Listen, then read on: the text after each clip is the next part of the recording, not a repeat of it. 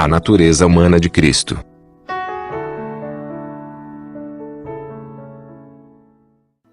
Introdução. A falsificação mais perigosa é aquela que mais de perto se parece com a verdade.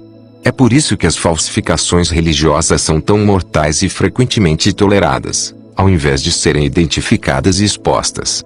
Os cristãos, em geral, têm medo de serem mal compreendidos se atacarem algo que se parece tanto com a coisa mais pura na religião. Já que geralmente existe apenas uma fina linha separando o melhor do pior, eles temem ser acusados de atacar o genuíno, se opuserem à falsificação. Será que Satanás fabricou algum tal tipo de perversão da mais sagrada das doutrinas do cristianismo? De fato ele fez, e as delicadas diferenças têm feito até mesmo teólogos e eruditos muito reticentes em se oporem a ela abertamente. Muitos sinceros cristãos argumentam que as visões paralelas são tão próximas que nenhuma dúvida deveria existir sobre isso. Outros acreditam que a diferença é largamente semântica e envolve apenas graus de significado no uso das palavras. Seria possível que nosso poderoso adversário psicológico pudesse antecipar essas previsíveis reações humanas e habilidosamente criar sutis desvios da verdade que dificilmente seriam reconhecidos e resistidos? De fato, eu creio que ele seria um tolo se não explorasse seus 6.000 anos de experiência nas ciências mentais. É por isso que o caminho do erro sempre já está perto do caminho da verdade inegável.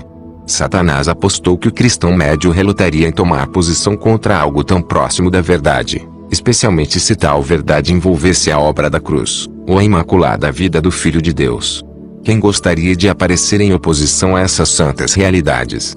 Parece muito mais seguro simplesmente tolerar a posição depravada do que arriscar ser mal compreendido em atacar a falsificação quase perfeita.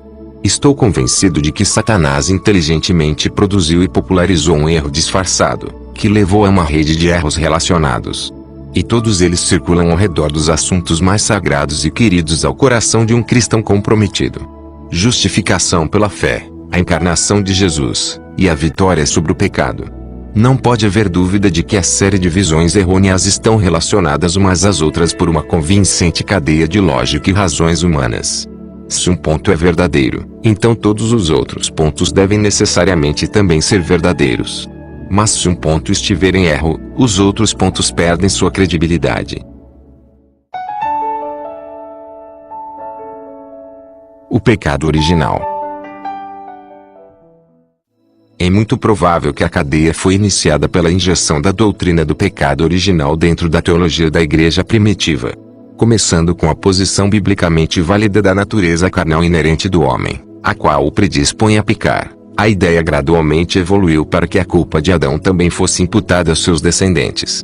Agostinho foi responsável, mais do que qualquer outro, por propagar esta visão da culpa transmitida. Através de Lutero e dos reformadores, ele encontrou seu caminho dentro de muitas das igrejas protestantes. Embora criasse uma tremenda controvérsia na igreja primitiva, muitos cristãos modernos parecem aceitar a visão da maioria hoje sem muita reflexão ou questionamentos profundos. É fácil ver que existe apenas uma única diferença marginal entre as duas visões, tanto naquela época quanto agora. A natureza enfraquecida e pecaminosa de Adão foi passada para seus filhos através das leis da hereditariedade, tornando impossível para eles não pecarem, enquanto permanecessem em um estado não convertido. Desde que os pecados deles eram o resultado do pecado de Adão, foi fácil para eles deslizarem para dentro do erro de acreditar que eles compartilhavam a culpa dele. Mas há uma diferença muito importante entre a inclinação para o pecado e a culpa do pecado, e é esse pequeno grau de diferença que tem disparado uma série de outros erros doutrinários. Disse o profeta: o filho não levará a maldade do pai, nem o pai levará a maldade do filho. Ezequiel 18:20.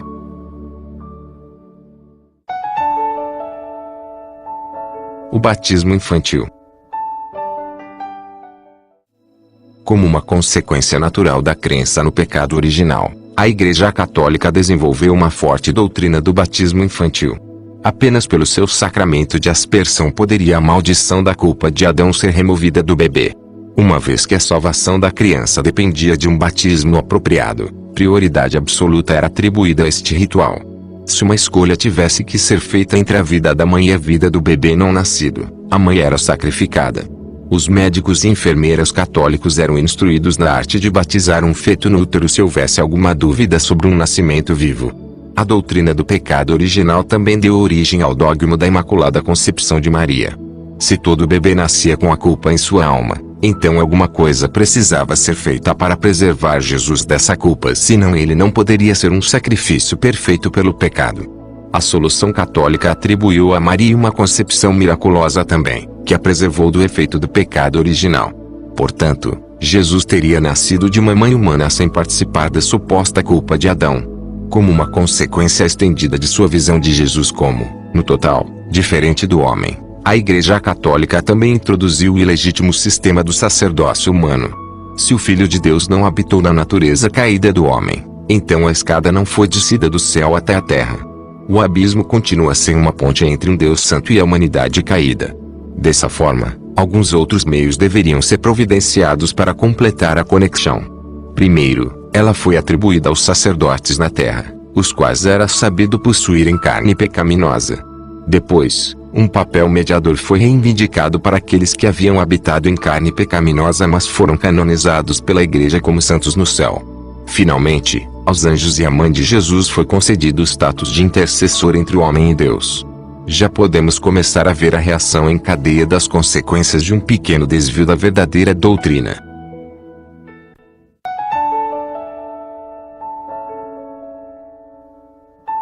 Natureza caída ou não caída? Agora vamos observar o efeito do pecado original nas igrejas protestantes. Como elas puderam evitar o dilema de suas crenças relacionadas com a natureza de Cristo. Embora eles rejeitassem a tradição católica da Imaculada Concepção, eles inventaram uma doutrina que era igualmente não escriturística, e que removia Cristo totalmente da família caída de Adão. Esta visão declarava que Jesus encarnou de uma maneira especial, que o preservou da participação na natureza dos descendentes de Adão. Em vez disso, ele nasceu com a natureza não caída de Adão e viveu sua vida santa no estado incorrupto de humanidade inocente. Novamente, somos surpreendidos com a maravilhosa duplicidade da falsificação. Ele realmente veio na natureza humana, eles dizem, mas deveria ser na natureza não caída de Adão, de forma a protegê-lo da poluição do pecado original. A verdade é que este pequeno desvio estendeu o fundamento para uma série de outras conclusões falsas que atacam algumas das mais acariciadas verdades do protestantismo.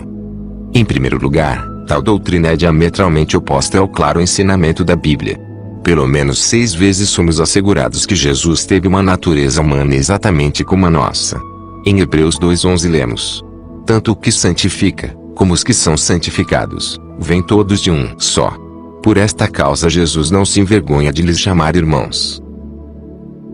Irmãos são de uma mesma carne e natureza familiar.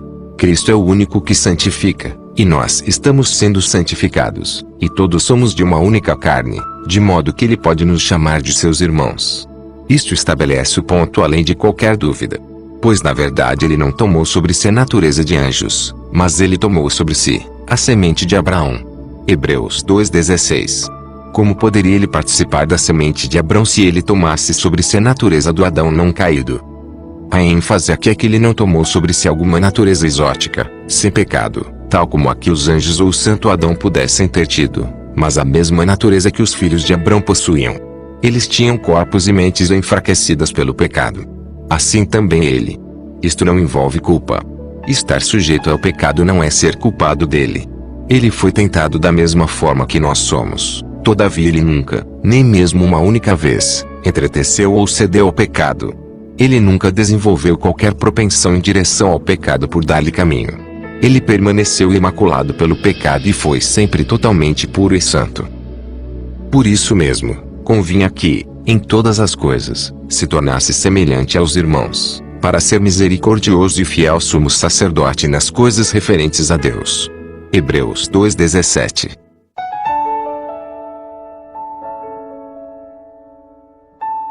Porque a natureza humana. Porque ele nasceu na mesma carne e natureza que temos. Para que ele pudesse ter entendimento de nossas fraquezas e inclinações para o pecado, e ser um sumo sacerdote misericordioso por nós. As palavras em todas as coisas, realmente significam em todas as coisas. É claro. Paulo declarou que Jesus nasceu da descendência de Davi segundo a carne. Romanos 1:3. Seria contrário à razão interpretar estas palavras como significando que Cristo herdou uma natureza santa, não caída de Maria. Qualquer que fosse a semente de Davi segundo a carne, nosso Senhor participou da mesma. Todos os descendentes de Davi, exceto um, cedeu às suas inclinações hereditárias e cometeram pecados pessoais. Jesus, como todos os outros, herdou a natureza de Davi segundo a carne, mas ele não cedeu à fraqueza inerente daquela natureza. Embora tentado em todos os pontos como nós somos, ele não respondeu com um único grau de indulgência a qualquer dessas tentações. Sua vida foi uma constante fortaleza de invencível poder espiritual contra o tentador. Ao contar completamente apenas com a força sempre presente de seu Pai, ele demonstrou a vitória que é possível para toda a semente de Davi, segundo a carne, experimentar. Novamente lemos. Portanto, visto que os filhos participam da carne e do sangue, também ele participou das mesmas coisas. Hebreus 2:14. Note como o escritor inspirado enfatiza a semelhança do corpo de Cristo com o do homem. Ele mesmo também participou das mesmas coisas. No inglês, he also himself likewise, significando, ele também, ele mesmo, da mesma forma. Essas palavras são usadas consecutivamente, mesmo sendo repetitivas e redundantes. Por quê? De forma a impressionar-nos de que Jesus realmente entrou na mesma natureza que o homem possuía. Exatamente como os filhos participam da mesma carne e sangue, ele mesmo também da mesma forma, tomou a mesma. Como alguém pode ser confundido por esta linguagem não ambígua?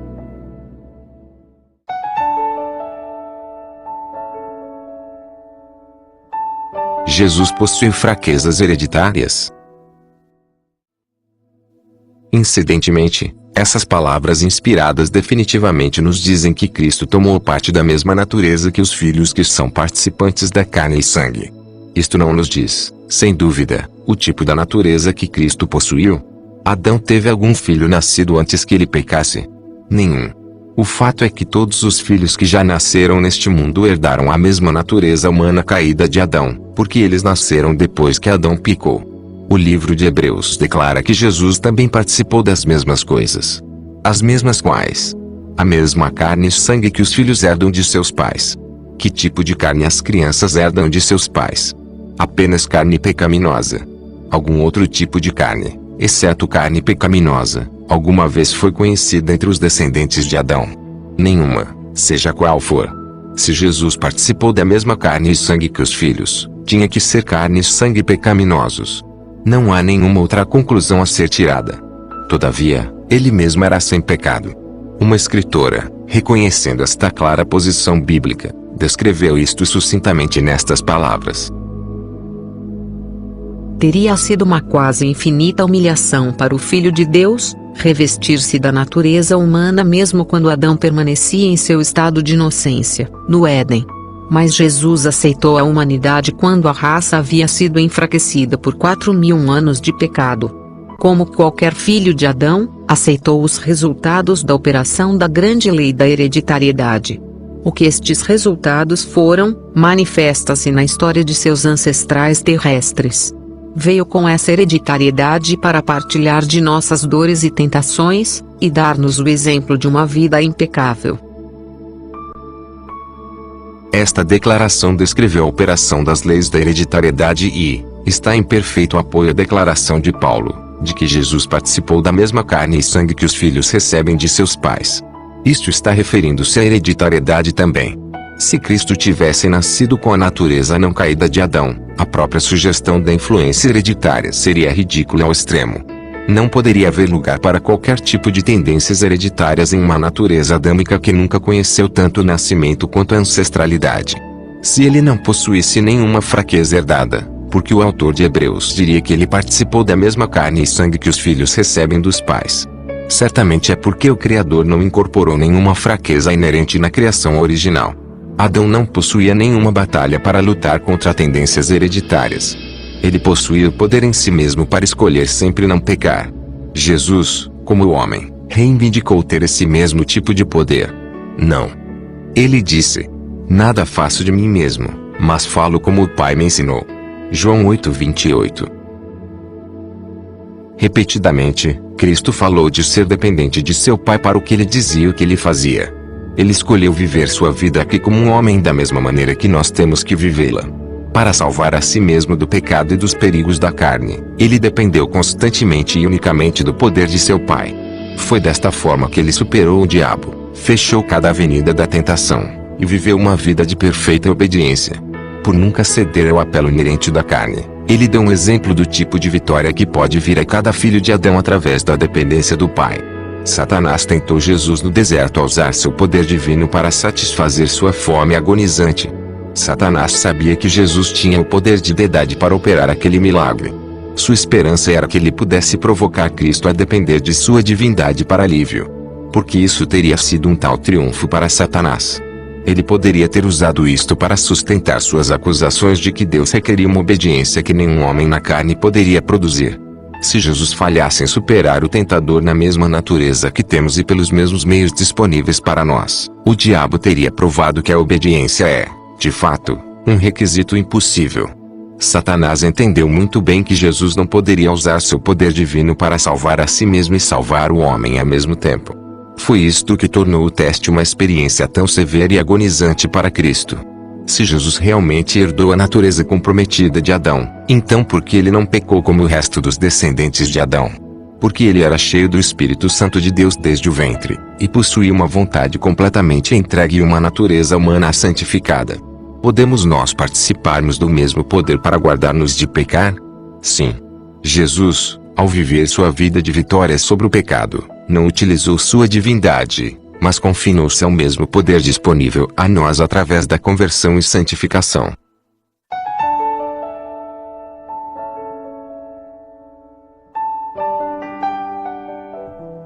Cristo venceu em nossa própria natureza. Não tivesse ele obtido a vitória sobre Satanás na mesma natureza que temos, que encorajamento poderia ser tirado de sua vitória? Não é necessário me mostrar que era possível para Adão não ceder ao pecado. Eu já sabia disso. O que eu preciso saber é se eu posso superar o pecado, sendo minha natureza o que é. Satanás acusou Deus de requerer algo que não podia ser feito. A razão pela qual o homem caído não podia produzir obediência é claramente descrita em Romanos 8, 3-4. Pois o que era impossível à lei, visto que estava enferma pela carne, Deus, enviando seu Filho em semelhança da carne do pecado, pelo pecado condenou o pecado na carne, para que a justiça da lei se cumprisse em nós, que não andamos segundo a carne, mas segundo o Espírito. Estes versos são simplificados quando fazemos algumas perguntas. O que a lei não poderia fazer por nós porque éramos muito fracos na carne para guardá-la? Ela não podia salvar-nos. Porque nós não podíamos guardá-la devido à fraqueza da carne. O que fez Deus? Ele enviou Jesus para obedecer à lei perfeitamente na carne. Ele condenou o pecado na carne pela total vitória sobre ele. O que a sua vitória na carne tornou possível para nós? Para que a justiça e os justos requisitos da lei se cumprissem em nós. Ela habilitou-nos a obedecer. Como sua vitória na carne tornou-nos possível obedecer? Pelo milagre da conversão, que muda a nossa caminhada, da carne para o Espírito. Então Cristo em nós, através do seu Espírito, comunica a vitória sobre o pecado para nossas vidas. Estas verdades óbvias apontam um dos grandes problemas em se acreditar na natureza humana pré-lapsária de Cristo, isto é, a natureza de Adão antes da queda. Se sua vitória sobre Satanás, na carne, foi com o propósito de habilitar-me a cumprir os requisitos da lei, como poderia sua vitória ajudar-me de alguma forma, se ela foi obtida em alguma outra carne que não a minha? Aqui é onde esta falsa doutrina ataca o belo princípio da justificação pela fé. Justificação pela fé é a comunicação e atribuição dos resultados de sua vida sem pecado e morte expiatória. Inclui tanto justificação quanto santificação. Ela atribui, ou acredita, a nós os méritos de sua experiência sem pecado para libertar-nos da penalidade do pecado. Isto é justificação. Para libertar-nos do poder do pecado, ele não apenas e meramente nos conta como justos, mas ele realmente comunica a sua força para superar o pecado. Em ambos os casos, ele pode apenas conceder-nos o que ele conseguiu através de sua própria experiência encarnada como Salvador do mundo. Alguém pode afirmar que desde que a justificação apenas envolve uma atribuição do registro sem pecado de Cristo em nossa conta, isto poderia ter sido feito em qualquer tipo de corpo. Mas é isto verdade? O propósito da encarnação foi redimir o homem caído e não o homem que não pecou. Para fazer isto ele tinha que condenar o pecado na carne. Romanos 8:3. Nossos pecados, que procedem da carne, deveriam ser condenados por ele, e a única maneira que isto poderia ser feito era conquistar aquela carne pecaminosa e submetê-la à morte da cruz. Jesus veio tirar o pecado do mundo, como declarou João. Como ele poderia tirar o pecado que não estivesse mesmo na carne que ele assumiu? Para ser mais preciso, como ele poderia condenar o pecado na carne, em uma carne sem pecado? Paulo disse: estou crucificado com Cristo. Gálatas 2:19-20. Porque ele posteriormente declara que nós fomos batizados na sua morte. Romanos 6:3. Todo pecador deve passar, pela fé, através da experiência da crucificação e ressurreição com Cristo. De modo a passar da morte para a vida, cada um de nós deve identificar-se com aquele que nos representou como o segundo Adão. Nossos pecados estavam nele. Quando ele morreu, nós morremos, e a penalidade pelos nossos pecados foi satisfeita e exaurida. Você pode ver que ele teve que carregar nossa natureza caída até aquela cruz, de modo a tornar possível que nossa natureza pecaminosa fosse colocada para morrer. Qualquer coisa menos teria falhado em satisfazer a justiça de Deus. Cristo teve que render a humanidade condenada ao salário completo do pecado naquela cruz, de modo a tornar a expiação possível por nós. De outra forma, não poderíamos nos identificar com ele ou sermos crucificados com ele. Obviamente, a redenção requer que Jesus viva e morra com a natureza do homem caído, de forma a fornecer a ligação vital da justificação. Agora vamos olhar para os requisitos da santificação. Participando na vitória de Cristo. A santificação não é um mero crédito ou contabilidade. É a comunicação de algo a nós. Assim como ele atribui justificação para nos libertar da culpa do pecado, ele agora comunica a santificação para nos libertar do poder do pecado. O que é a santificação que ele comunica? É a nossa real participação na vitória de Cristo sobre o pecado. Pela fé entramos dentro e nos apropriamos da força da vitória que ele experimentou na carne. Em outras palavras, ele é capaz e desejoso de viver em nós a mesma vida de superação que ele viveu como um homem nesta terra. Ele reproduzirá em nós sua própria experiência sem pecado. Isto é santificação. Se Jesus veio ao mundo com a natureza não caída de Adão para manifestar uma vida sem pecado, como poderia aquela natureza não caída ser reproduzida em mim? Homens caídos não são santificados por participar da experiência não caída de Adão. Eles são santificados ao vencer o pecado em sua natureza caída, através do mesmo poder que Jesus utilizou para vencer o pecado. Não há nenhuma forma de nós participarmos da experiência não caída de Adão. Se este foi o meio pelo qual Jesus superou Satanás, não há nenhum modo para ele comunicá-lo a mim. Mas se Jesus obteve a vitória sobre Satanás na natureza caída dos descendentes de Adão, então eu posso participar nela com ele. Este tipo de vitória pode ser superposta sobre minha própria vida, porque ela foi obtida na mesma natureza que eu possuo. Uma experiência sem pecado, vivida em alguma natureza alienígena não caída, não poderia ser creditada a mim, nem jamais poderia ser possuída por mim. A natureza caída nunca pode, nesta vida, ser restaurada ao estado do homem não caído. Mas nós podemos receber a vitória sobre o pecado, a qual Jesus obteve na carne comum de nós.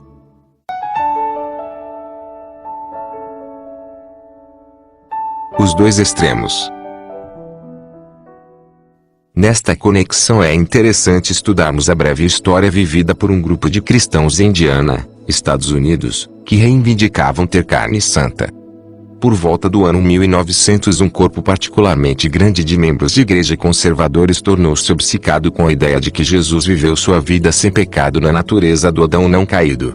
Assumindo, corretamente, que sua experiência vitoriosa na carne poderia ser comunicada a cada cristão através da fé, eles começaram a ensinar que a mesmíssima vida incorrupta sem pecado de Adão poderia ser vivida pelos homens caídos. Esta visão fanática levou-os a acreditar que eles pudessem reproduzir a absoluta santidade e perfeição do Adão não caído. Este é apenas um bem documentado exemplo das ramificações deste falso ensinamento.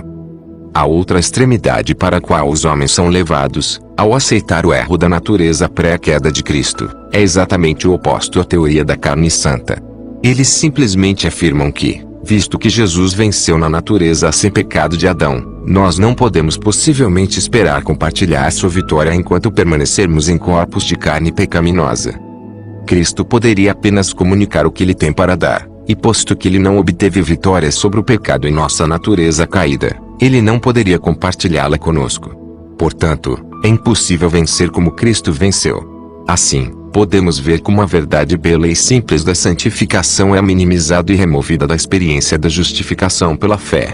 Já vimos como o erro do pecado original gerou duas outras perversões, a saber, que Jesus possui a natureza não caída de Adão, e que a santificação não pode ser comunicada ao homem por Jesus.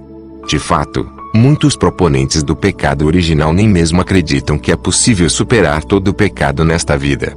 Eles negam as repetidas declarações das Escrituras de que o homem caído pode realmente participar da natureza divina de Cristo. De alguma forma eles não conseguem perceber e aceitar o mistério celestial, tão frequentemente afirmado na Bíblia, de que Jesus tomou a natureza caída do homem sobre si, e, todavia, nunca foi culpado de pecado. Para eles a culpa herdada de Adão é tão penetrante na natureza humana que ela apenas pode ser vencida quando a transladação tomar lugar na vinda de Cristo.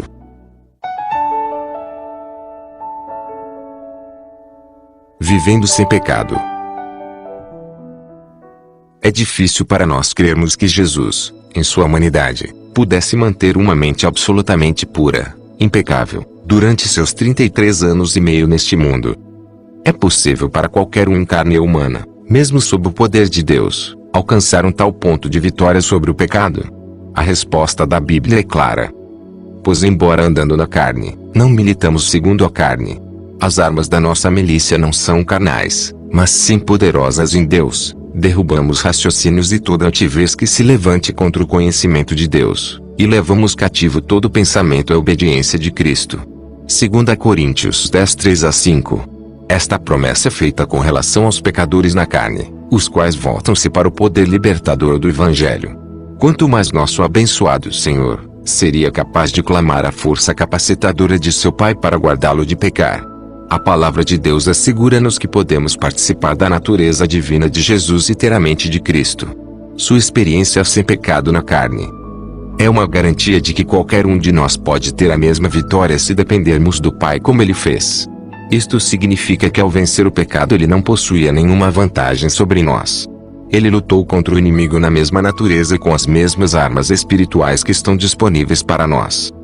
Se ele possuiu qualquer vantagem sobre outros homens foi simplesmente que sua natureza humana inerente nunca foi posteriormente debilitada pela indulgência pessoal no pecado. Podemos igualar o padrão perfeito da vida sem pecado de Jesus? Não. Todos nós temos degradado a natureza humana também, ao rendermos-nos à carne. Não apenas trouxemos a maldição da morte sobre nós mesmos ao quebrar a lei de Deus, mas tornamos-nos a nós mesmos mais vulneráveis a Satanás ao cooperarmos com ele. Jesus nunca respondeu a um único estímulo, e Satanás não podia achar nada nele. Ele viveu toda a sua vida com uma mente rendida e à vontade do inteiramente santificado. Ele não cometeu nenhum pecado pelo qual ser espiado. Mas mesmo embora não possamos igualar o padrão, devemos procurar ardentemente refletir aquela vida santa de Jesus tão completamente quanto possível. Pela graça de Deus, podemos colocar de lado cada pecado conhecido e ser perfeito em nossa esfera, com nenhuma consciência de acariciado mal proceder. Isto significa que estaremos nos gabando de viver sem pecado? Pelo contrário, quanto mais nos aproximamos de Cristo, mais sentiremos nossa indignidade. Aqueles que alcançam o padrão de Cristo serão os últimos a reconhecer isto, quanto mais gabar-se disto. É importante que Deus tenha um povo obediente no final dos tempos, para que ele possa apontar como uma prova de seu caráter. A Bíblia revela que todo o conflito cósmico entre Deus e o mal pode ser traçado ao desejo original de Satanás em tomar o lugar de Deus e governar o universo. Foi o seu programa de falsa acusação que provocou a rebelião no céu e alienou 1/3 dos anjos. Satanás apresentou de forma inapropriada o caráter de Deus e acusou o Criador de fazer exigências não razoáveis e impossíveis. Como se poderia provar que o diabo estava errado? Deus tinha que fornecer uma demonstração que silenciaria o adversário para sempre. Foi uma longa e dolorosa demonstração, que levou o Filho de Deus a descer em um corpo humano de homem caído e, dentro dos limites desta natureza, superar tudo o que Satanás pudesse atirar contra ele. Tivesse ele utilizado qualquer poder divino para vencer o pecado que não estivesse disponível a outros na carne, Satanás teria usado isto para sustentar suas reclamações de que ninguém poderia guardar a lei de Deus. Na cruz, Jesus demonstrou ao universo inteiro que Satanás estava errado. Ele provou que era possível, na carne, ser obediente através da dependência ao Pai. O passo final da prova terá lugar quando o caráter de Cristo tiver sido reproduzido naquele pequeno remanescente perseguido que permanecer fiel através da tempestade de fogo do Armagedon e além. Muito tempo depois que os joelhos de Satanás tiverem se dobrado em reconhecimento à justiça de Deus, e eons após ele e seus seguidores tiverem provado as consequências eternas de seu pecado, os 144.000 continuarão ainda dando testemunho da honra e integridade do governo de Deus. Ao seu novo cântico de vitória e libertação ser escutado por anjos, mundos não caídos e pela inumerável multidão de santos, todos unir-se-ão em um oratório de louvor, dizendo: Amém. Louvor, e glória, e sabedoria, e ação de graças, e honra, e poder, e força, ao nosso Deus, para todo sempre. Amém. Apocalipse 7:12. É fácil entender por que aquele pequeno grupo que canta o cântico de Moisés e do Cordeiro será tão assinaladamente honrado ao permanecerem mais perto do trono de Deus. E através da experiência deles que o caráter de Deus será vindicado, afinal. Em resumo, podemos ver como o antigo erro da culpa atribuída de Adão levou a uma cadeia de enganos relacionados. As verdades mais significativas da salvação foram habilmente falsificadas. A humanidade de Jesus foi negada. A justiça comunicada de Cristo foi desafiada, e a possibilidade de vitória sobre o pecado foi ridicularizada. É apenas ao reconhecermos a falsidade básica que podemos evitar as perversões que a seguem. Que Deus nos dê a sabedoria para permanecermos firmemente sobre a palavra apenas, e rejeitar toda doutrina que não estiver enraizada nele.